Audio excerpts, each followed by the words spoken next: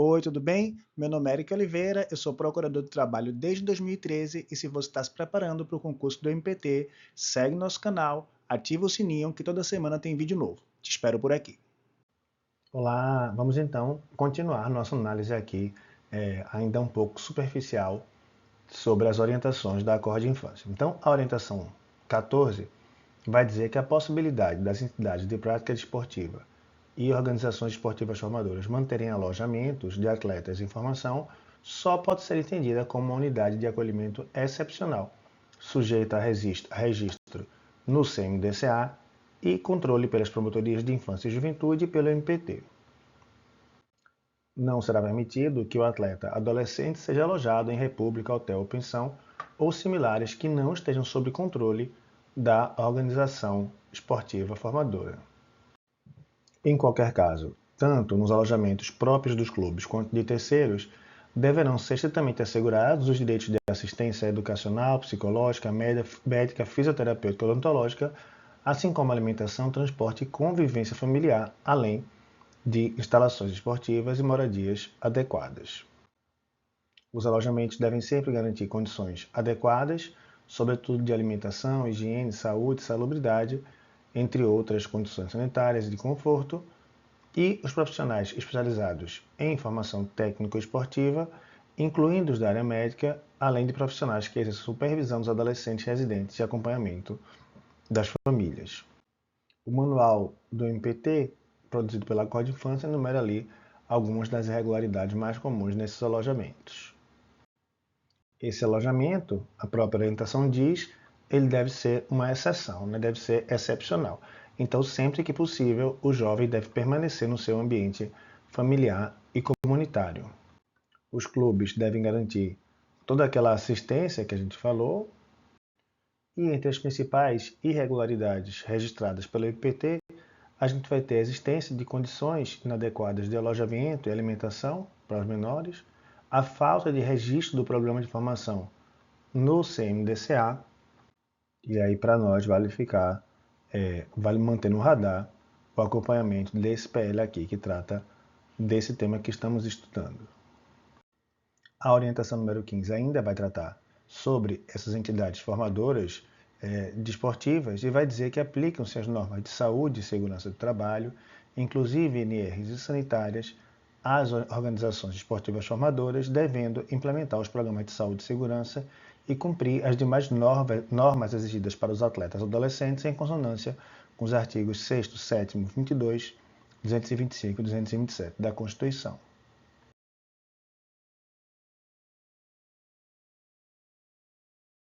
É preciso que se cumpra todas as NRs aplicáveis, mas não tem como negar que a gente tem uma certa projeção ali sobre a NR1, que trata do programa de riscos, a NR7, que trata do PCMSO, onde a gente vai ver os exames a serem realizados, e também a NR4, que trata do SESMIT.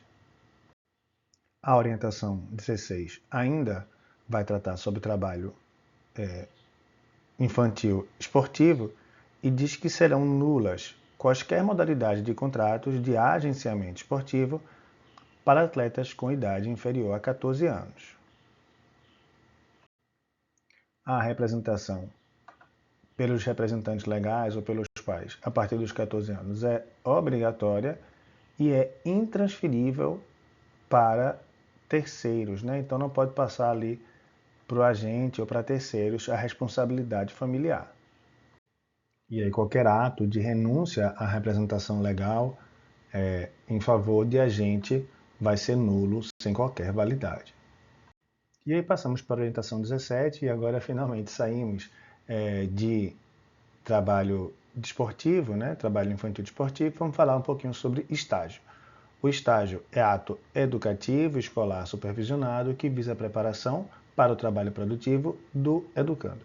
A profissionalização não se restringe à qualificação para uma profissão específica, alcançando também o preparo básico para o mundo do trabalho. Mais uma vez, vou só lembrar que a gente está passando aqui só por cima, a gente vai ter uma aula só sobre estágio. A educação visa ao pleno desenvolvimento da pessoa, seu preparo para a cidadania e sua qualificação para o trabalho. Diante das premissas, tem-se como constitucionais as previsões normativas que autorizam o estágio na educação básica, no ensino médio não profissionalizante. Os fundamentos legais do estágio estão na Constituição Federal, no ECA, na Lei de Diretrizes e Bases para a Educação, na Lei do Estágio e na Resolução CNE-CEB. O estágio é definido pela lei como um ato educativo escolar supervisionado, desenvolvido no ambiente do trabalho, que visa a preparação para o trabalho produtivo de educandos que estejam frequentando ensino regular em instituições de educação superior, educação profissional, ensino médio, educação especial e dos anos finais do ensino fundamental, na modalidade EJA, Educação de Jovens e Adultos.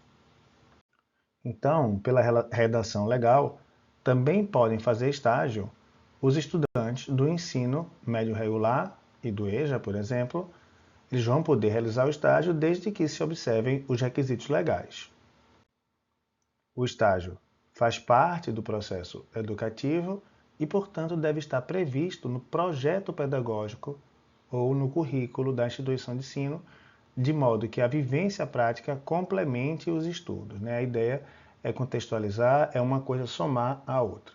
O estágio, se realmente for um estágio e não for fraude, não cria vínculo de emprego, a gente já falou um pouco sobre isso lá na CONAFRET, mas desde que observada todas as condições e os requisitos legais.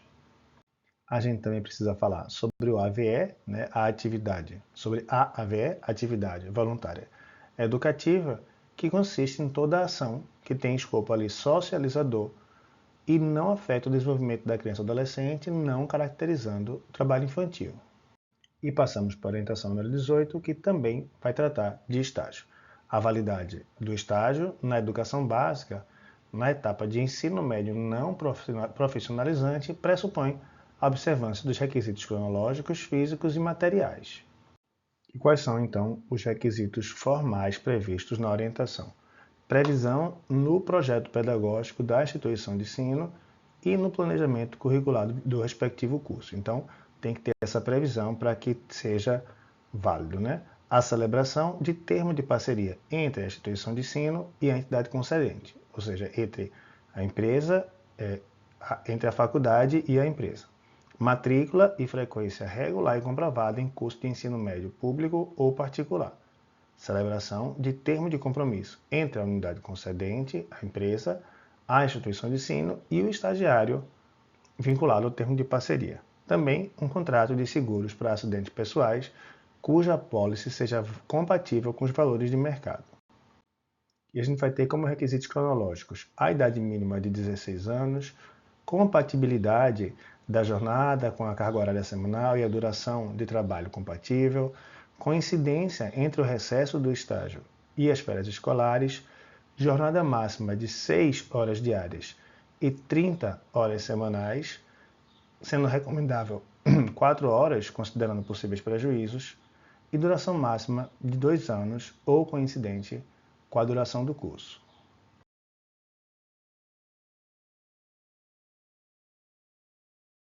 Para os requisitos físicos, a gente vai ter a necessidade de supervisão adequada, então a gente vai ter que ter um supervisor designado pela instituição de ensino para supervisionar esse estágio, a observância do número máximo de estagiários conforme o número de empregados e o fornecimento de um meio ambiente de trabalho seguro. A redação revisada fez questão de dizer que os estagiários vão ter que constar nos programas de saúde e segurança de trabalho da entidade concedente. E por fim, vamos ter os requisitos materiais. A gente vai ter a necessidade de adequação das atividades do estágio ao projeto pedagógico da instituição de ensino, capacidade do estágio proporcionar preparação para o mundo do trabalho, acompanhamento e avaliação por parte dos supervisores designados na instituição de ensino, preparo do aluno pela instituição de ensino para que se apresente em condições mínimas de competência pessoal, social, profissional que lhe permitam a obtenção de resultados positivos desse ato educativo e gratuidade quanto a qualquer cobrança decorrente da contratação do estagiário. Na orientação 20, a gente vai voltar a falar sobre entidades desportivas. A exploração de crianças e adolescentes no futebol é um grave desrespeito aos direitos humanos, podendo vir a ser enquadrada como tráfico de pessoas quando presentes as condições descritas no Protocolo de Palermo. E essa caracterização do tráfico vai acontecer especialmente quando o recrutamento é praticado mediante coação, fraude, engano, abuso de autoridade ou aproveitando de sua situação de vulnerabilidade e é utilizada para obter o consentimento dos atletas, que a gente já viu lá no curso da CONAET, que esse consentimento é juridicamente irrelevante e diante desses casos deve o MPT adotar as medidas pertinentes para o resgate dessas vítimas e, em caso de flagrante, prisão dos responsáveis.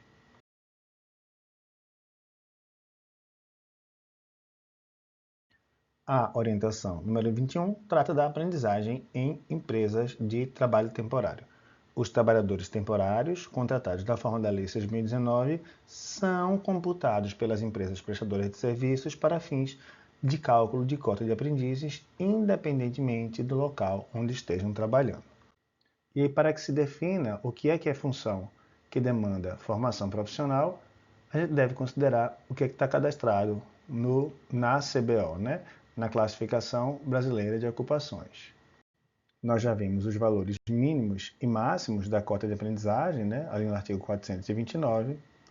Como a Lei 6.019 trata de trabalho temporário, realmente faz sentido que o seu cômputo seja para a empresa prestadora de serviços, né? Ou seja, é a empresa que presta o trabalho temporário e não é que toma o trabalho temporário que vai ter que computar esses empregados na sua cota. A regra da CBO está ali no artigo 52 do Decreto 9579 e vão ser, segundo essa norma, excluídas do cálculo as funções que demandem habilitação profissional de nível técnico ou superior ou funções caracterizadas como cargos de direção, gerência ou confiança. Mais uma vez, a gente vai falar bastante sobre aprendizagem ainda. O decreto 9579 diz que ficam excluídos do cálculo do percentual de número de aprendizes os empregados que executem serviços prestados sobre o regime de trabalho temporário e os aprendizes já contratados. Então, isso aqui, para a empresa que está tomando o trabalho, a gente vai excluir esses aqui da base de cálculo. Na hipótese de empresas que prestem serviços especializados para terceiros, independentemente do local onde estejam sendo executados, os empregados serão considerados exclusivamente para o cálculo da porcentagem da empresa prestadora. A gente tem jurisprudência do TST confirmando essa ideia de que as funções a serem consideradas são as que estão ali classificadas na CBO. E aí passamos para a orientação número 22, que trata do chamado cumprimento alternativo da cota de aprendizagem. Quando comprovadamente não for possível às empresas contratantes proporcionar ao aprendiz a parte prática em suas dependências, não serão as mesmas eximidas do cumprimento da cota de aprendizagem ou terão suas cotas reduzidas, pois deverão atender ao disposto no artigo 66 do Decreto 9579, que trata justamente do cumprimento alternativo da cota. E como é que funciona esse cumprimento alternativo? O contrato de aprendizagem é firmado entre o aprendiz e a empresa contratante, só que o aprendiz vai realizar suas atividades práticas em uma instituição externa qualificada.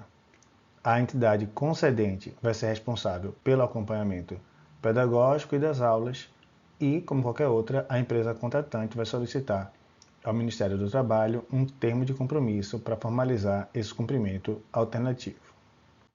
Então, a gente vai ter a empresa que não tem condições de colocar um aprendiz ali dentro. Então, essa empresa ela vai contratar o aprendiz, esse aprendiz vai prestar serviços não na empresa contratante, mas sim, por exemplo, em órgãos públicos ou instituições governamentais, em organizações da sociedade civil ou no sistema socioeducativo. A orientação número 23 diz que nos termos do artigo 429 da CLT e 52 do Decreto, a CBO é o critério normativo para fins de definição das funções que demandam formação profissional, base de cálculo da cota legal de aprendizagem profissional. Também já vimos que não é possível flexibilizar a cota de aprendizagem através de acordo ou convenção coletiva. E esse entendimento é bastante forte no MPT, esse pela impossibilidade de flexibilização, seja da cota de aprendizagem, seja da cota de pessoas com deficiência. A norma coletiva, o acordo coletivo não pode flexibilizar esse tipo de política pública. Nem o TAC ou ação civil pública pode flexibilizar essa cota. O que pode acontecer naturalmente no TAC é a concessão de um prazo para adequação, mas não diminuição da cota.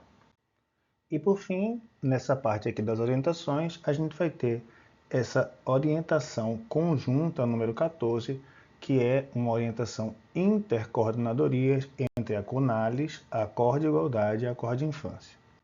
A orientação vai dizer que as ações afirmativas consistentes na previsão de cotas sociais para a contratação de determinados grupos de pessoas, a exemplos de aprendizes, que é o que estamos estudando, né?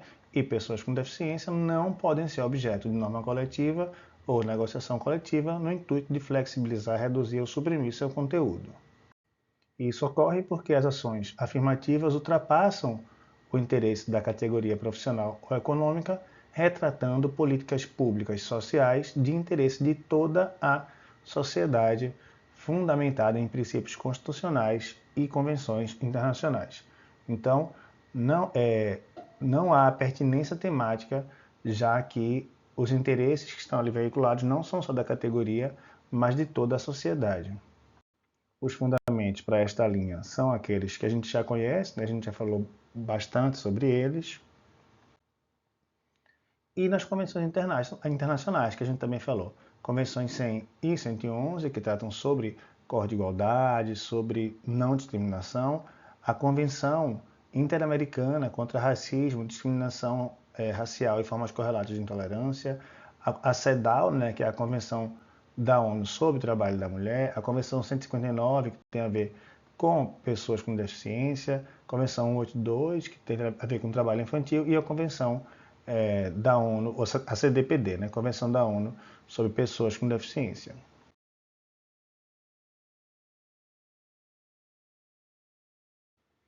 O artigo 611b, inciso 24, nesse sentido, diz que constitui objeto ilícito norma coletiva que preveja flexibilização, redução, supressão de cotas sociais, a exemplo da cota de aprendizes e de pessoas com deficiência. Então, são políticas antidiscriminatórias indisponíveis.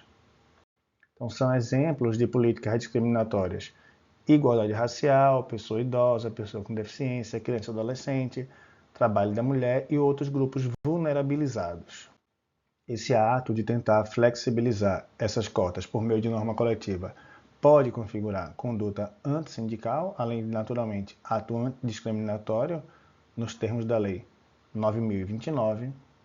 Valendo lembrar que no Brasil a gente tem vários exemplos de políticas afirmativas. A Lei 8.213, no artigo 93, trata das cotas de pessoa com deficiência. A Lei 8.112 prevê 20% das vagas de concurso público para pessoas com deficiência. A gente tem os sistemas de cotas, as normas relacionadas a trabalho da mulher, a estimulação à contratação de idosos, promoção de inclusão da população negra no mercado de trabalho. Voltei.